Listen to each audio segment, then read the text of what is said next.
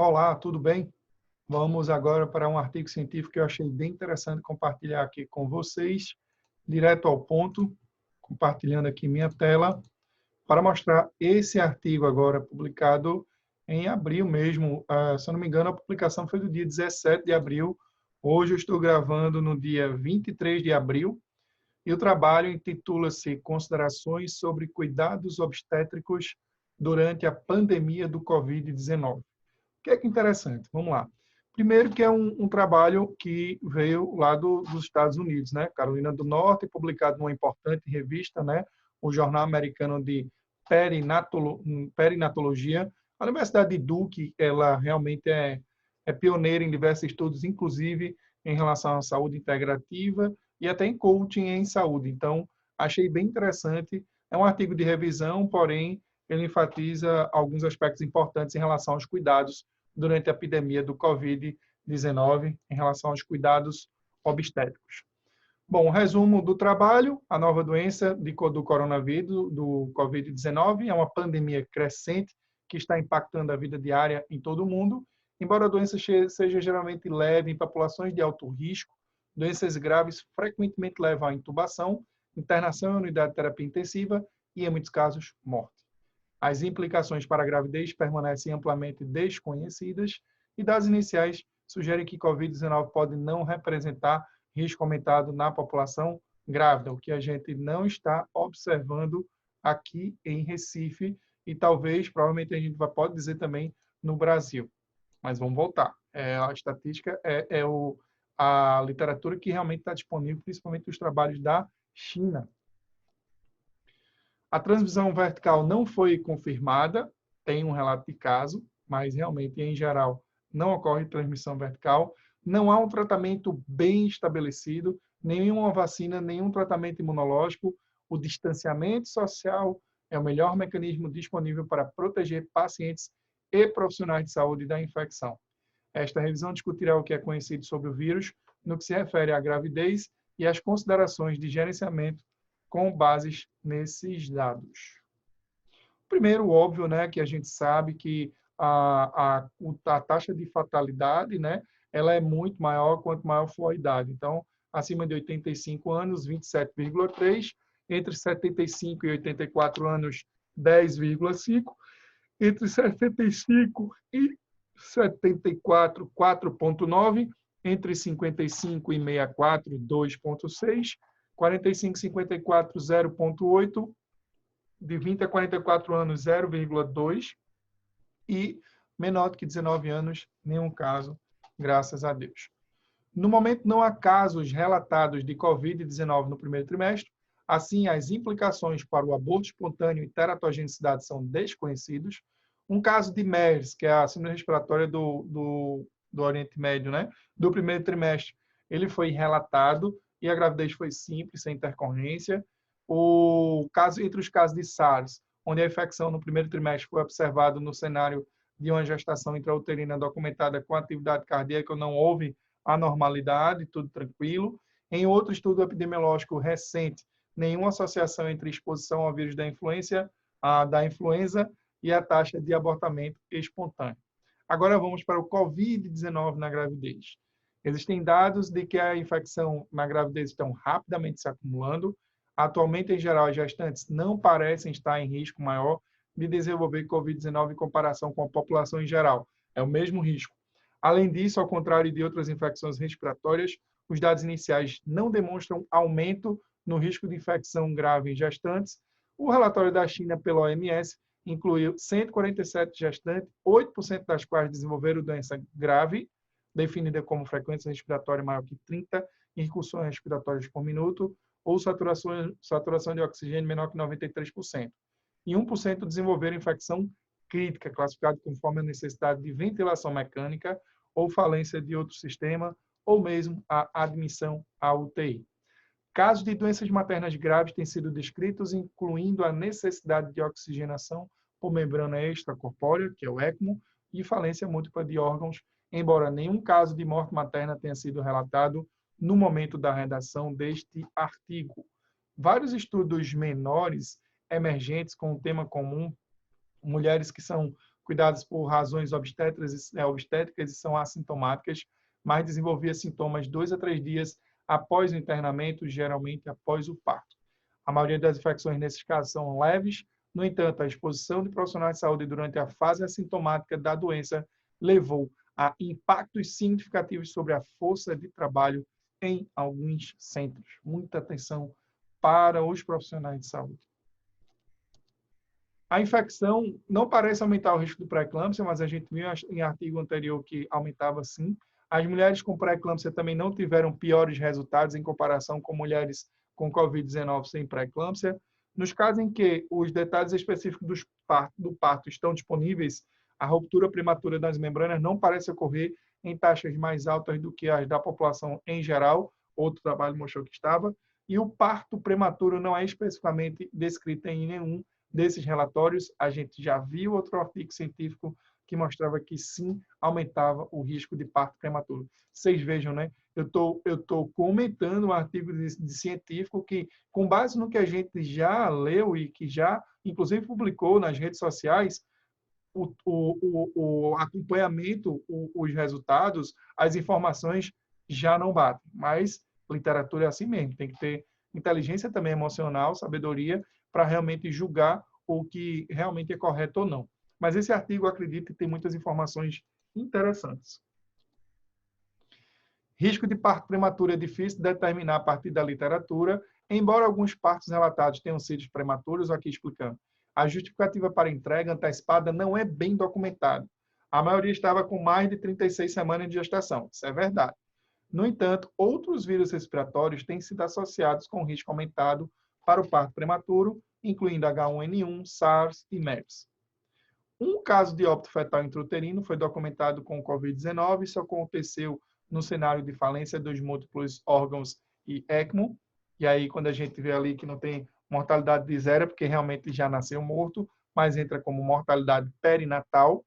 A doença crítica materna está associada a um aumento da taxa de morte fetal, especialmente no cenário da ECMO, óbvio, por isso tem que ter muito cuidado em relação a esses pacientes com ECMO, mesmo entubada, se não seria o melhor momento da interrupção da gravidez. Tem que ser tomada essa decisão em conjunto com outros profissionais, numa equipe transdisciplinar. Em uma recente revisão da ECMO para uma variedade de indicações na gravidez, a sobrevida fetal foi de aproximadamente 65%. Nesta avaliação, também analisaram os casos relacionados à gripe separadamente, onde a sobrevida foi de 71%. Atualmente, nos dados publicados relacionados ao Covid-19, todas as gestações tiveram parto ocorrendo dentro de 2 semanas da doença. Portanto, o impacto da infecção do Covid-19 no crescimento fetal e no cenário da gravidez em andamento não é claro, porque tem a infecção, 2 semanas depois interrompe-se a gravidez. No entanto, dados da epidemia do H1N1 sugerem aumento do risco de PIG, e faz sentido. Tem uma aula muito interessante do professor Eduardo Isfer, na verdade foi uma live, em que ele estabeleceu o risco de vilosite, né, e o risco também da amnioniite por conta dessa infecção. Se for a amnioniite, você vai ter um risco maior de ruptura prematura das membranas, né, inclusive com um risco de corioamnioniite. Mas se for vilosite, aí você pode tender a uma insuficiência placentária, pode ter alteração no Doppler, inclusive levar ao crescimento intrauterino restrito. Isso é bem interessante de compartilhar. Certamente, em breve, colocarei nas minhas redes sociais e lá no site drglaucio.com.br/Covid-19 o YouTube, o link do YouTube para esta live sensacional de 2 especialistas em medicina fetal. Mas vamos voltar? Da mesma forma, embora existam menos dados, mulheres infectadas com SARS e que permaneceram grávidas também pareciam estar em risco aumentado de restrição do crescimento intrauterino. Se vai faltar oxigênio, o organismo materno vai priorizar para órgãos nobres como pulmão, coração e cérebro. Neste momento, a transmissão vertical do Covid-19 ainda não foi confirmada. SARS, MERS também não tem casos relatados de transmissão vertical, o que deixa a gente mais tranquilo. Os primeiros dados das séries chinesas mostraram nenhum vírus no líquido amniótico, muco vaginal, sangue do cordão ou esfregaço de garganta neonatal no momento do parto. Eu acrescentaria, tenho quase certeza, que foi testado também o mecônio, né, as fezes, né? Outras séries também foram tranquilizadoras por falta na questão da transmissão vertical, que não ocorria. No entanto, algumas séries neonatais menores encontraram infecções muito precoces em bebês nascidos de Covid-19 nessas mães que foram positivas. Em uma série de casos, bebês que foram imediatamente separados da mãe positiva, olha aqui, testou positivo 2 a 3 dias após o parto. Em outro relato de caso, uma criança nasceu com uma imunoglobulina M elevada, apesar do estabelecimento de rigorosas medidas de controle da infecção, sugerindo uma possível infecção durante o parto, embora os autores afirmem que a transmissão vertical não pode ser descartada. Neste momento, são necessários estudos mais rigorosos. Em séries de casos da China, a grande maioria das mulheres teve parto cesariano. No entanto, isso provavelmente se relaciona mais às práticas locais do parto do que à necessidade obstétrica. Não há relato de amostra do leite materno contendo o vírus. Agora vamos para o gerenciamento, a conduta durante a pandemia do Covid-19 para as gestantes, não apenas as gestantes com Covid-19. Então, vamos lá. Cuidados ambulatoriais, pré-natal. No clima atual, porque não há tratamento nem a vacina, a melhor opção é a prevenção. O Centro de Controle de Doenças e o Colégio Americano de Ginecologistas e Obstetras recomendam que todas as pessoas evitem viagens, reuniões de qualquer tipo, visitas sociais, restaurantes ou bares.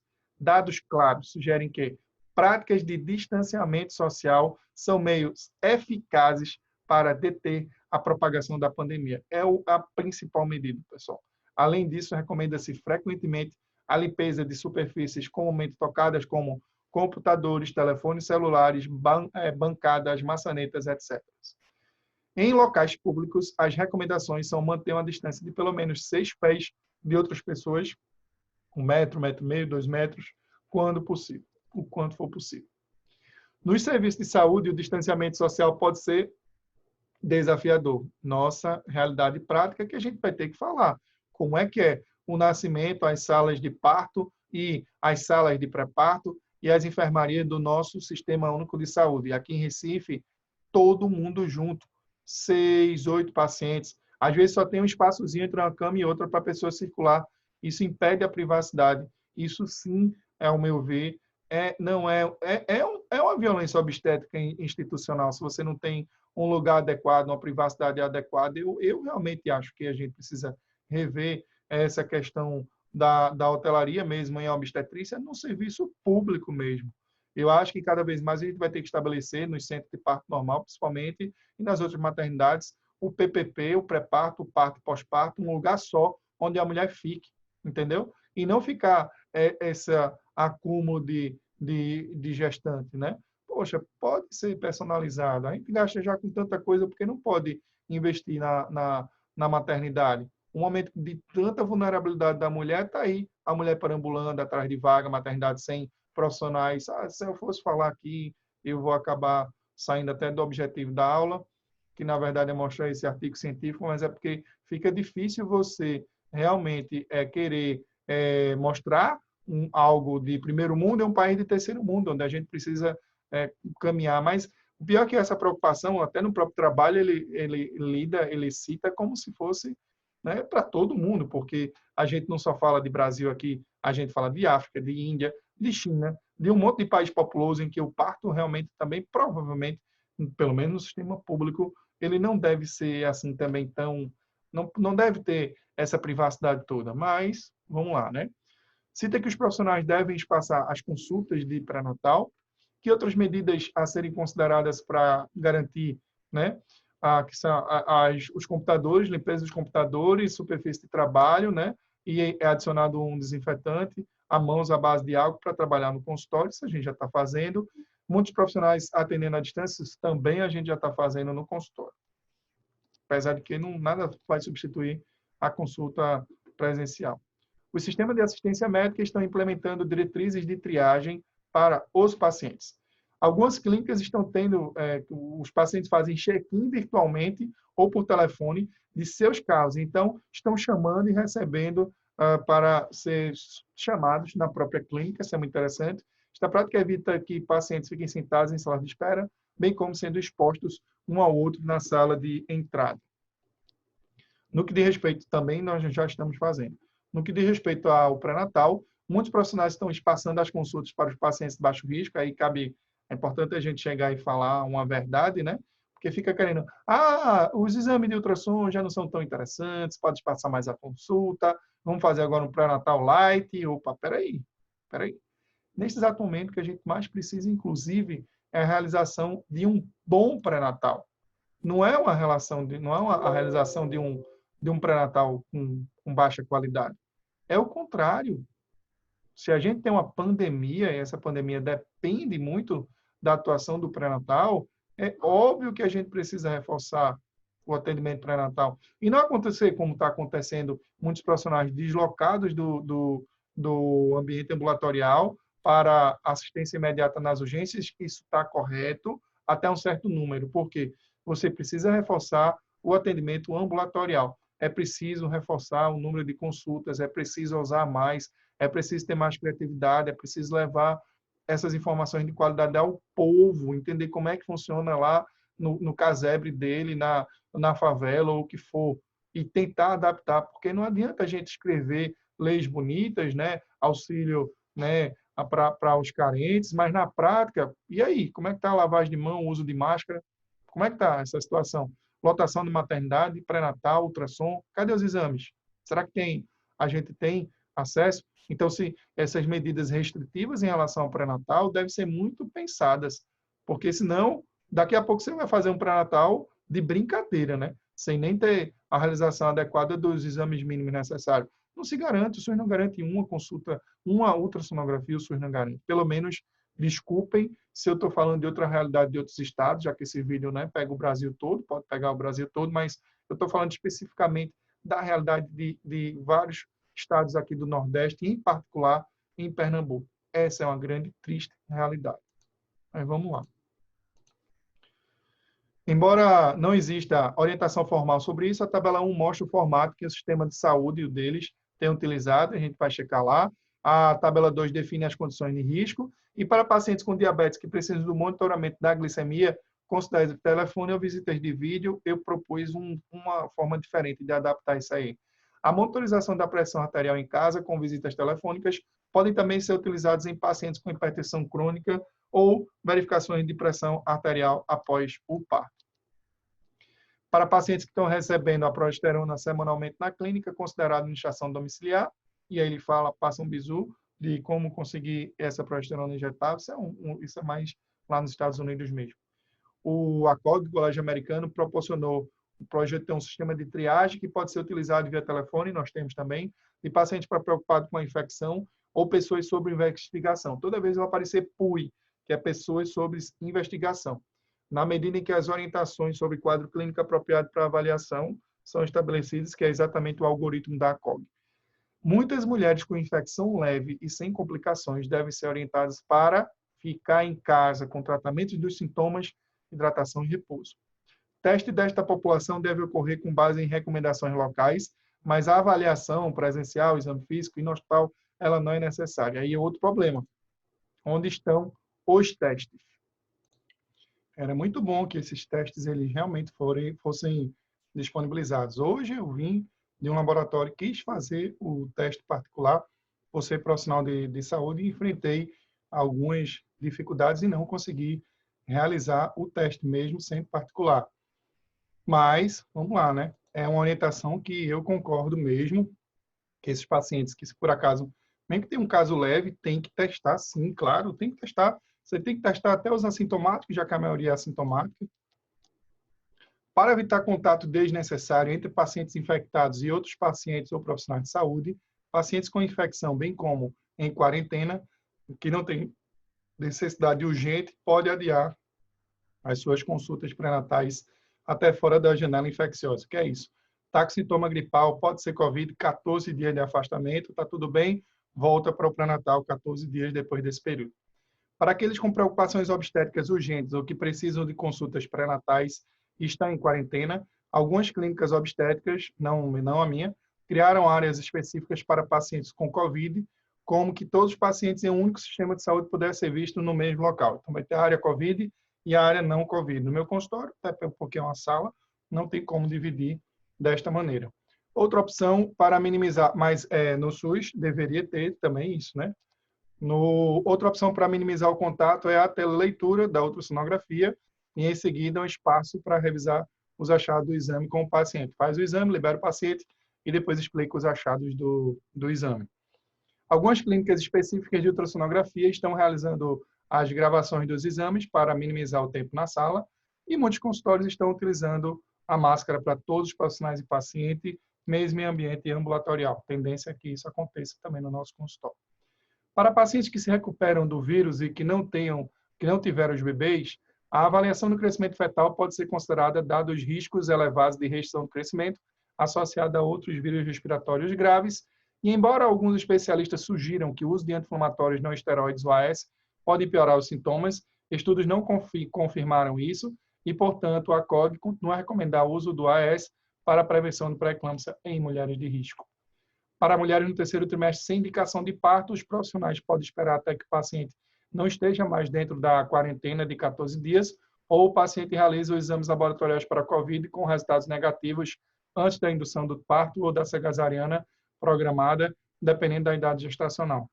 Muitos consultórios oferecem consultas virtuais pós-parto para pacientes adequadamente selecionados, no nosso caso, como aquelas de baixo risco, que apresentam alterações perineais leves ou nenhuma laceração, e cuja contracepção pode ser enviada diretamente para a sua farmácia, para o seu WhatsApp, por exemplo. Para pacientes submetidos à cesariana, o fechamento cutâneo com sutura intradérmica com fio absorvível é preferível, a gente já faz, do que os pontos separados, pois impediria uma visita pessoal para remoção de grampos, caso dos pontos, na verdade, eles chamam grampos, para retirada aí desses pontos. Então, por isso que é para fazer a sutura intradérmica contínua. Aqui é um agendamento de um pré-natal de baixo risco. Então, vocês vejam que eles orientam ir para uma consulta para ter a viabilidade do ultrassom, depois para uma visita com a enfermagem e uma nova visita com o obstetra. Eu não sei se aqui a gente tem 3 tipos, né? Então, uma para fazer ultrassom, outro vai para a enfermeira, depois vai para o obstetra. Então, nesse período de 8 a 12, 3. Pelo menos eu entendi aqui. Com 12 ou mais semanas, faz o screening com ultrassonografia. Na verdade, é assim, o ideal é sem ultrassonografia, baseado no aconselhamento genérico. Complicado isso, porque a gente vai estar diminuindo a qualidade da assistência pré-natal. É lógico que o ultrassom do segundo trimestre ele é mais importante do que a própria ultrassonografia do primeiro trimestre, da transferência nucal. O morfológico do segundo trimestre é o principal, mas não descarta. Eu acho que a gente vai estar diminuindo a qualidade do pré-natal. Ah, mas no SUS não consegue. Beleza. Aí a gente está falando primeiro do ambiente em nível particular e convênio, né? Seria o que mais pareceria com isso aqui do que o nosso SUS. No nosso SUS a gente não tem nem exame direito, nem ultrassonografia, pelo menos nossa realidade de Recife é essa, né? Então, aqui cabe essa observação. 18 a 20 semanas, retornar para o obstetra, e aqui você vai ter o exame morfológico, ele fala anatomia ultrassonográfica, e aqui, ó, ele orienta a marcar 6 semanas da visita anterior, uma televisita. Então, ele alterna uma consulta de pré-natal com uma teleconsulta, depois uma consulta de normal, né? E depois uma teleconsulta novamente, 4 semanas depois da visita anterior. Então, 6, depois 4. Esse é o período que realmente dá para esperar. E aí, nesse período, eles orientam aos exames do terceiro trimestre, a vacina da TPA. Então, depois volta de 32 a 34, volta aqui, na verdade, por teleatendimento, depois volta para uma consulta presencial com 36 semanas, faz-se o screening do Streptococcus beta-hemolytic do grupo B e após a 37ª semana até o parto, retorno com 7 a 10 dias para a visita obstétrica, consulta de obstétrica normal. Pós-parto, pode tentar uma teleconsulta, uma semana, para checar como é que está, tudo bem, está, como é que está o humor, como é que está a recuperação, como é que está o aleitamento, todas essas rotinas aí do puerpério. E aqui, para mim, é o slide realmente mais importante, porque é a rotina do nosso consultório, né? Então, se você analisar, eu vou voltar um pouquinho, de acordo com essa, até a 37ª, tá bom? De acordo com esse calendário de realização de consultas, né? A gente vai ter consulta presencial 3 aqui, uma aqui, outra aqui, 5, 2 teleconsultas, 6 consultas aqui, 7 consultas aqui. 7 consultas. Agora, veja, aqui ele também vai ter que fazer ultrassom. Então, acrescenta uma 8ª consulta. Qual a diferença nossa? É que no nosso consultório, a gente faz a ultrassom na própria consulta. É só uma questão de organização. E, realmente, isso é uma prioridade. Eu acredito mesmo que o pré-natal não é do futuro, não, porque tem muitos lugares fazendo isso, inclusive na África. Já peguei paciente que é atendido na África, todo mundo fala, país subdesenvolvido, lá faz pré-natal com ultrassom, entendeu? Então, isso vai ser uma realidade, sem sombra de dúvidas. Os novos obstetras certamente deverão aprender ultrassonografia e medicina fetal. A consulta pré-natal, ela é muito mais otimizada quando você tem equipamento de ultrassonografia e consegue definir. Então, você acaba ganhando tempo e nesse período de pandemia é super importante. Então, essa realmente é a particularidade do meu consultório. Então, esse slide agora, na verdade, refere-se especificamente à minha rotina, que eu estimularia para demais colegas que fazem desse jeito, ou demais colegas que queiram fazer desse jeito, mas não tem nada a ver com o trabalho, é a minha rotina, tá? É destinado mais às minhas pacientes, tá bom? Então, vamos lá. Então, do mesmo jeito que a gente contou que seriam 8 consultas, de acordo com o que a gente está vendo aqui, eu estou vendo 1, 2, 3, 4, 5, 6, 7 consultas. Tem uma consulta a menos do que o que foi preconizado no estudo. Então, ainda tenho uma consulta extra para definir. Onde é que seria essa consulta extra? Talvez aqui, onde eles fazem 3, e a gente poderia fazer duas consultas, né? Então, a primeira consulta de pré-natal, a gente vai avaliar a viabilidade fetal, idade gestacional, prescrever as vitaminas, explicar a nossa metodologia. Em alguns casos, a gente repete com 15 a 21 dias, sobretudo se for alto risco a ultrassonografia transvaginal. Pede a rotina pré-natal, orienta a vacinação por H1N1, e aí essa rotina de pré-natal pode ser vista até à distância ou esperar a segunda consulta de pré-natal, onde você pode fazer o 2 em 1, que é a consulta e a realização da transcendência nucal, com dupla das artérias uterinas para definir risco de parto, de pré-eclâmpsia grave e restrição do crescimento. Nesse caso, se tem algum risco, prescreve AS. Se não tiver, a gente já começa a orientar o uso do ômega 3. Depois, entre 16 a 19 semanas, determinar o sexo fetal, avaliar crescimento e desenvolvimento. Pode ser uma ultrassonografia com laudo aqui, para alguns pacientes que, de repente, pode fazer só uma avaliação ultrassonográfica. Quem é paciente do meu consultório sabe a diferença disso, onde a gente faz uma avaliação e não precisa necessariamente de ultrassonografia com laudo, como se fosse uma consulta médica obstétrica estendida. Aqui sim é o período ideal para o morfológico fetal, dupla das uterinas e para avaliar o colo, para diminuir o risco de parto prematuro, principalmente nesse período do coronavírus, que a gente sabe que vai ter um risco aumentado. E aí, depois de 20 semanas, a gente pode já prescrever a DTPA, né, que é a vacina em geral. Tem gente que completa o esquema, prefiro passar só uma, DTPA mesmo.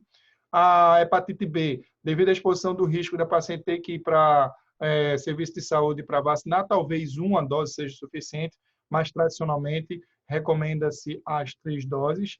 E aqui tem um adendo em relação ao perfil, ao teste de tolerância à glicose, que em geral a gente faz depois de 24 semanas, 1 hora a glicose e jejum, depois de 1 hora pós-destrose, depois de 2 horas. Eu, particularmente, acho que a gente pode tentar não fazer mais essa rotina, ou, de repente, muitos pacientes têm acesso, por parentes ou por amigos, ao glicosímetro, né? Quem tem diabetes, né? E aí você pode, ao invés de fazer a glicemia em laboratório, né? Você pode fazer a glicemia, o perfil glicêmico, né? Depois do café, 1 hora depois do café, 1 hora depois do almoço, 1 hora depois de jantar. Se der abaixo de 120, então você já deu até o segundo passo. Porque quando você faz o screening do diabetes gestacional, você tem que colher essas amostras por 3 dias seguidos. Então, fazer um dia seguido, ver que a glicemia está normal, para mim é um rastreamento melhor do que esse rastreamento aqui de ficar em 2 horas no laboratório. Então, eu estou adaptando isso aqui também para não deixar de fazer o rastreamento do diabetes gestacional. De 26 a 31 semanas, rotina também é um período para você avaliar direitinho da maneira mais adequada a face fetal. Nós temos equipamento 3D. Eu realmente não acho que seja coisa que descartável. Eu acho que a gente pode passar muito tempo, mas olhar o rostinho do bebê, mostrar para a mãe nesse período de pandemia, eu acho que vai deixar a paciente muito mais tranquila. E como alguns colegas na rede particular pediam a ecocardiografia de rotina, aí eu estou recuando, porque se eu faço o morfológico, se eu olho também o coração do bebê, a chance do bebê não ter nenhuma cardiopatia ela é grande, aí a exposição de uma paciente a outro serviço de saúde, como é o caso das clínicas de ecocardiografia, passa a ser algo desnecessário, principalmente para quem já faz a parte de medicina fetal. Entre 32 e 36 semanas, consulta de rotina, e depois você vai fazer uma consulta quinzenal, ou se tiver baixo risco, vai para 3 semanas, por exemplo, e se pede a terceira rotina laboratorial, que é onde você pode acrescentar ou essa consulta à oitava que tinha no outro aqui, ou até aqui, porque 32 você vai botar depois com 35 semanas, por exemplo, certo? E aí, uma das últimas consultas de pré-natal, aquela preconizada que a partir daqui tem que ser de 7 a 10 dias, ou no caso dos altos riscos, do baixo risco, quinzenal, você vai fazer uma consulta de rotina, né? Vai ter avaliação ultrassonográfica, ultrassom, e depois volta no pós-parto. Então, essa rotina é a minha, eu estou fazendo desse jeito, a gente está otimizando, as pacientes em geral estão bem mais satisfeitas, e a gente tem esse acompanhamento integral da mãe e do bebê. Mas vamos compartilhar novamente aí, que a gente vai ter os casos mais graves para a gente considerar aqui, no caso do acompanhamento aí. Primeiro, a estratificação de risco, né? O que é uma estação de baixo risco? Que tem hipotiroidismo, quem fuma, usa cannabis, por mais que o cigarro esteja aumentado, há um risco maior, né, de problemas em relação a essa pandemia respiratória. Se outras complicações médicas, com cesariana anterior, apenas com idade materna avançada como fator de risco, paciente que a gravidez é via FIV, obesidade grau 1 ou 2, ansiedade e depressão leve. Paciente de baixo risco, mas que necessitam de ultrassonografias extras. Gemelares, todos gemelares. Aqui está dicoriônico de amniótico, mas monocoriônico de amniótico e monoamniótica, meu Deus do céu, aí é que você vai ter que vigiar. Placenta de inserção marginal, inserção velamentosa de cordão, obesidade grau 3 e placenta prévia. Necessidade de televisitas são necessárias quando você tem ansiedade severa e depressão, estresse pós-traumático, hipertensão crônica e monitorização dos níveis pressóricos, e o diabetes, sejam ele tipo 1, 2, o próprio gestacional. Em relação aos cuidados hospitalares, dado o risco de transmissão viral assintomática, alguns centros iniciaram a triagem universal de pacientes em trabalho de parto e pós-parto. Muitas unidades de saúde também implementaram máscaras para todo o pessoal de saúde enquanto estiver no hospital. Quando pacientes infectados ou sob investigação necessitarem de admissão por uma razão obstétrica, todas as pessoas que cuidam do paciente devem usar roupas apropriadas e equipamento de proteção individual. Aqui vale o adendo, onde eu trabalho no serviço público, não é disponibilizado o capote impermeável. Então, eu sei que essa é uma realidade de diversos outros locais, mas bola para frente. As políticas de visitantes, né, devem ser avaliadas para limitar possíveis exposições. Os visitantes devem ser rastreados quanto aos sintomas antes da admissão na unidade e depois examinados regularmente se o paciente permanece no hospital por mais de um dia. Alguns centros não estão permitindo, é razoável isso, que pessoas de apoio trabalhem em unidades de parto, enquanto outros restringem completamente a visita de pacientes sob investigação ou com COVID confirmados. Evitar remover pacientes com COVID de sala em sala também é importante. Portanto, deve-se considerar a manutenção do paciente na sala de parto durante o curso do pós-parto, a proposta do PPP, pré-parto, parto, pós-parto. Os prestadores de cuidados que entram na sala também devem minimizar a ida ao máximo possível. E, se necessário, transferir o quarto, o paciente deve usar máscara durante o transporte entre os quartos ou do quarto para o centro obstétrico para o centro cirúrgico. A infecção, mesmo infecção grave, não é necessariamente uma indicação de parto ou mesmo de cesariano. Da mesma forma, a infecção a termo não é indicação de parto cesariano, fora das indicações da obstetrícia habitual. Em casos raros, entre grávidas gravemente doentes no terceiro trimestre, pode ser necessário o parto para melhorar o estado respiratório. Não há evidências de que um segundo estágio passivo no cenário de leve a moderado de infecção é benéfico. Indicações visuais para cirurgia e parto vaginal podem ser empregados. Para pacientes intubados e pacientes sedados em trabalho de parto, um segundo estágio passivo pode ser considerado. e antibióticos padrões para colonização do Streptococcus beta-hemolítico do grupo P ou da profilaxia da infecção por cesariana continuam recomendados. Para mulheres hospitalizadas com COVID-19, o benefício fetal dos corticosteroides deve ser ignorado após 34 semanas. Isso é importante, mesmo que o parto pareça ser iminente, pois há evidência de que corticoides sistêmicos estão associados a piores resultados em pessoas com COVID, por mais que a gente tenha visto vários trabalhos mostrando tratamentos com corticosteroides, além de outros tratamentos, lógico. Antes da 34ª semana, a decisão da prescrição do corticosteroides deve ser feita caso a caso, em geral faz.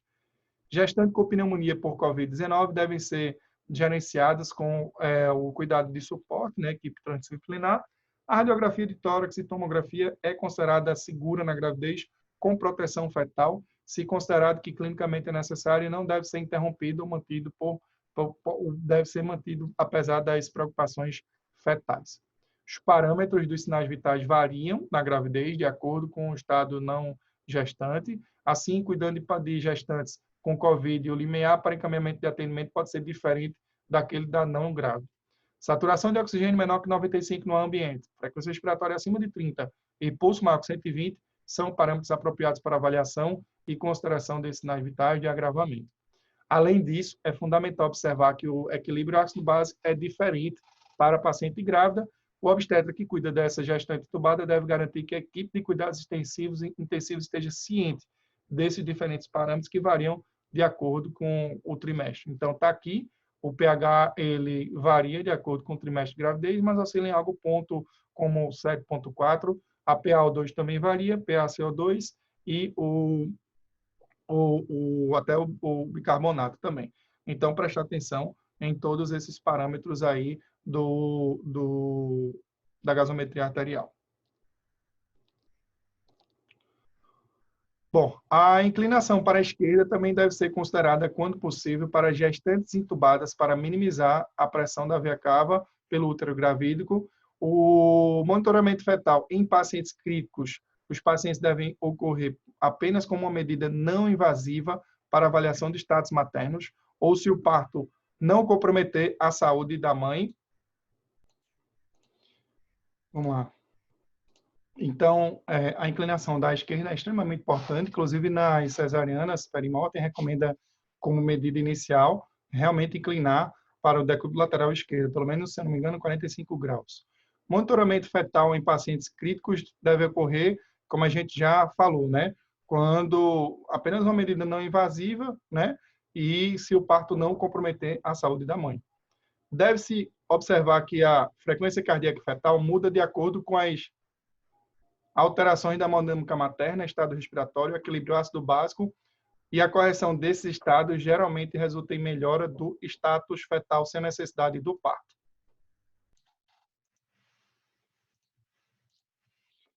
E deve-se observar que a frequência cardíaca fetal muda de acordo com as alterações na hemodinâmica materna, estado respiratório, equilíbrio ácido-base, e a correção desses resultados geralmente resulta em melhora do status fetal sem a necessidade do parto, como a gente já falou.